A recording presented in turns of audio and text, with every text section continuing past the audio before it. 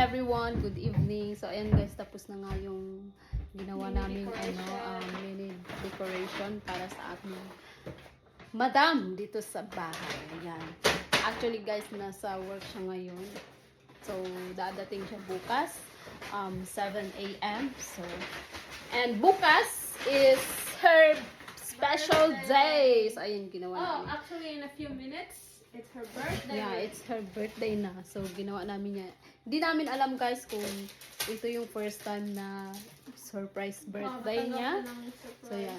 As a part of appreciation for her. Dahil naging ate siya. Good ate and good tita. Ayan. So, ayan guys. Yan. So, abangan nyo bukas, guys. Actually, we're planning to make her cry. Tingnan natin kung ano yung reaction niya, guys. Kasi napaka-emotional yung babae, guys. So, ayan. So, birthday niya bukas. So, ayan, guys. So, abangan nyo bukas kung ano yung magiging reaction niya. So, that's all. Thank you for today. Good night!